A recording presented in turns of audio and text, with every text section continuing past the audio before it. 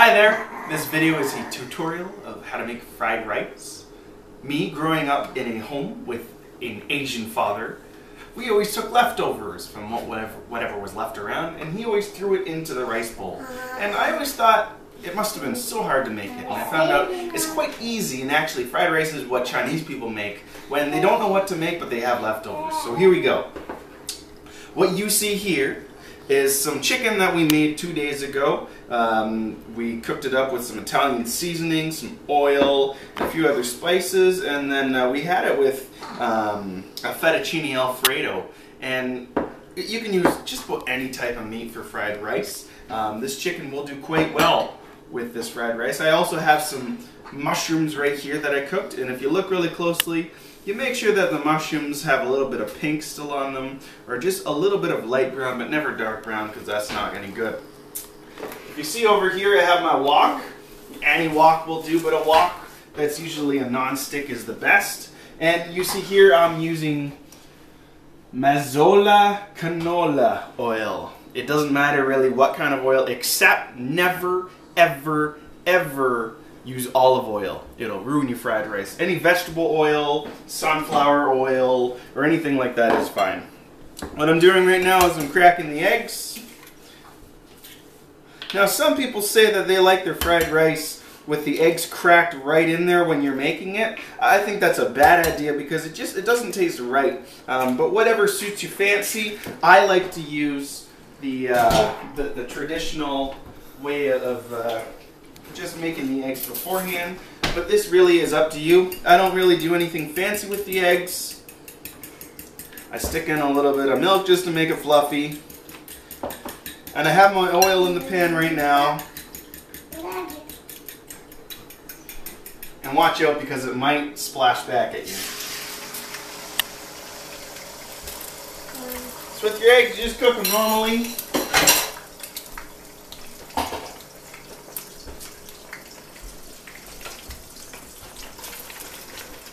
I like to make sure that my eggs are really scrambled well, so it's not like an omelet. Some people like to make an omelet and then cut it.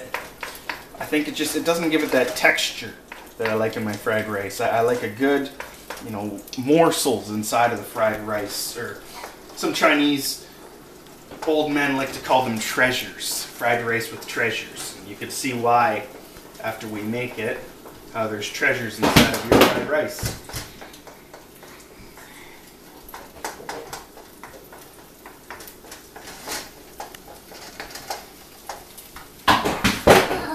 So, the eggs are cooking up nicely.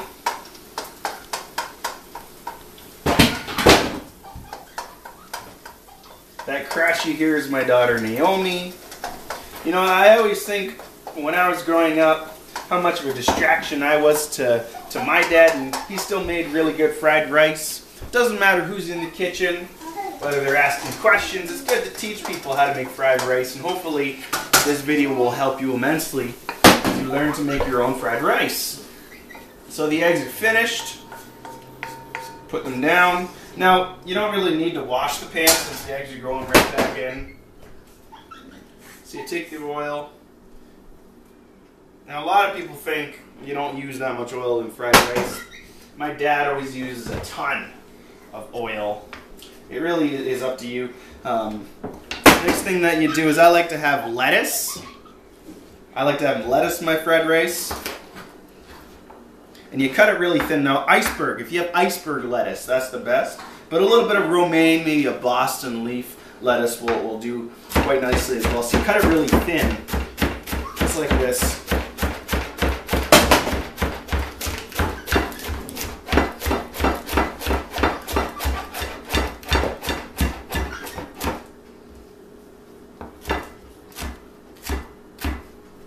And then I usually give, if it's a longer, wider leaf, I give a cut right down the middle, and right here too. And then you can just put your rice in, or your lettuce in with your eggs. So here's the big moment. If you see over here, I've heated this up to about a little bit over medium. Take my rice. Now, everybody will tell you that it's best to to use a day-old rice because they're leftovers. That's usually the best, but in a pinch, when you're really craving some fried rice, you can just use rice you just made. It doesn't make a huge difference, although some people swear by, you know, the old stuff. I don't really think it makes that big of a difference. So what you do is you just pour it right on in.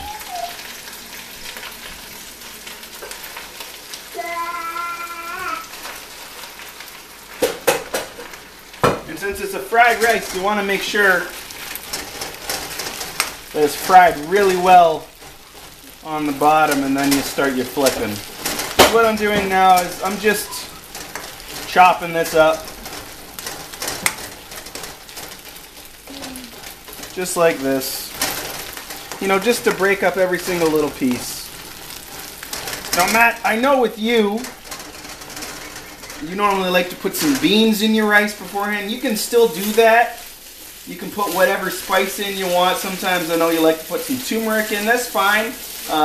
This is just plain old white rice. You can use jasmine rice. Any other kind of rice as well. Just fry it up a little bit like this. Just so it's a little crunchy. And then you're just about ready to add some stuff too. So first thing to go in that I like to do is my meat, just to warm it up. Again, this is cooked. Never ever put anything raw in your fried rice because you're just bound to get food poisoning. It won't cook right. Whether it's chicken or beef or even shrimp. I know shrimp will cook fast, but I wouldn't recommend sticking raw shrimp in here either. So warm up your chicken. And the next thing you want to put in are your vegetables. I got some frozen peas that I want to be cooked through, so I'll put that in. These frozen peas came from a bag. You can use whatever.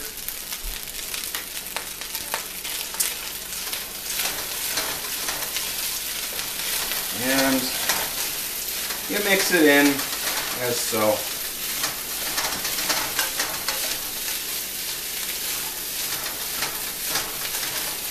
Now sometimes when you're making fried rice, you might notice that, you know, your oil's gone and you still like it a little bit crunchier. A trick that my dad taught me was take your oil and you don't just pour it on the rice. Never just pour oil on the rice. It'll always just be a bad idea. It won't turn out right. What he taught me was you make a volcano, and on the bottom of the pan you just stick in some more oil. And if you look really closely, it heats up really quick, starts bubbling, and then you can start doing this again. Just like that. Now the next things I'm going to throw in, I got my mushrooms. Mushrooms don't take too long to cook at all. Your lettuce and your eggs.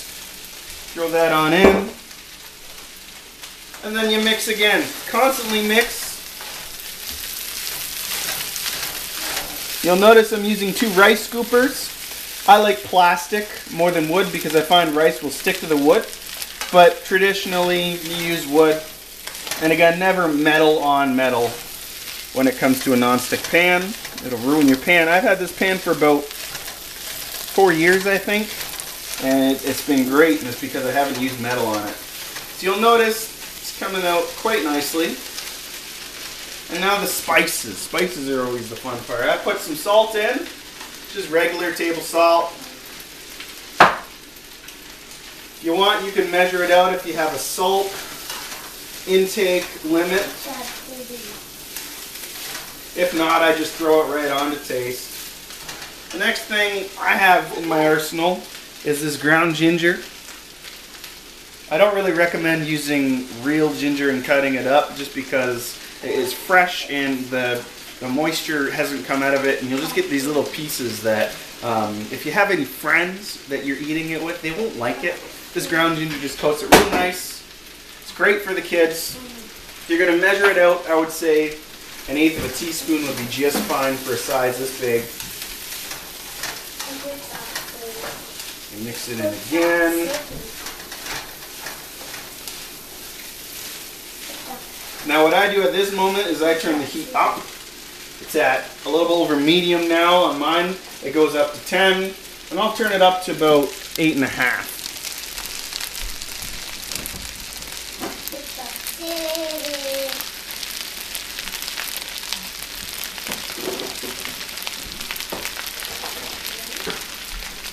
Now here comes the secret. Every good Chinaman will have either some soy sauce and some oyster sauce, and maybe some black bean sauce and hoisin sauce. I don't really like soy sauce all that much in my fried rice. Some people do. I find it makes it a little bit too salty, but oyster sauce. Panda, always look for the Panda on the oyster sauce. It's the best oyster sauce you can get. And if you have a baby, you separate out the baby's portion before you put in the hoisin sauce, because babies cannot have oyster sauce. Right. You get Mater.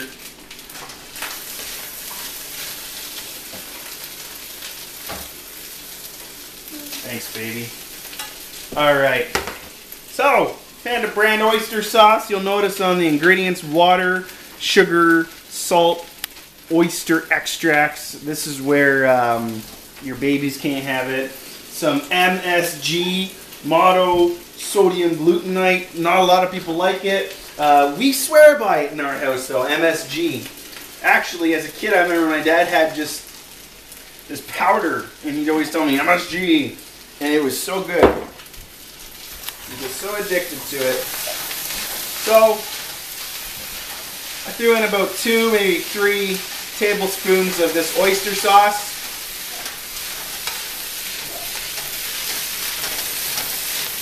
And you just mix it like this continually, because at this point in the game, your rice is going to burn if you're not continually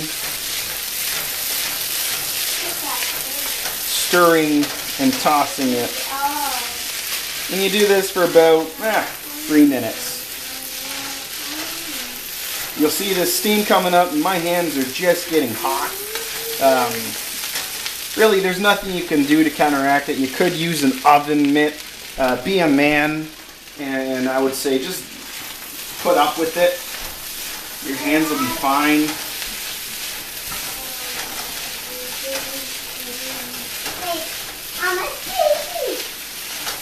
And there we have it.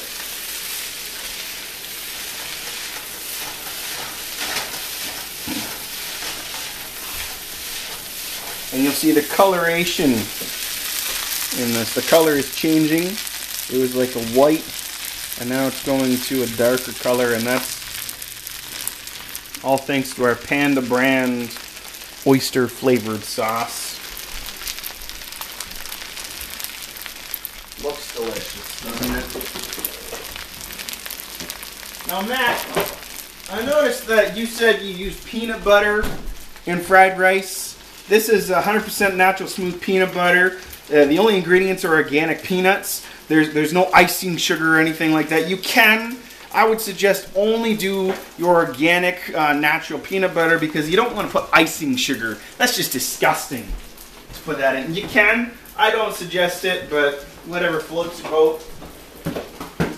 A nice topping you might want to find is this, I call it the red sauce. It's like a Sri Lankan hot sauce. It's got a rooster on it. My daughters hate it. I love it. As well, if you want to make things a little spicy, you can add some chili peppers to the mix too, and that just spices it up quite nicely.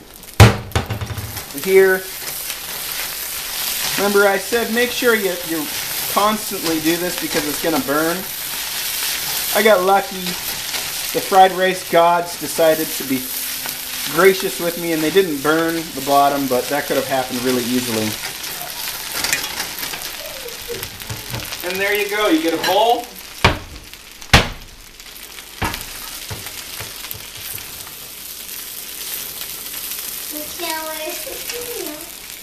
Bon appetit. Fried rice made in the Wong residence.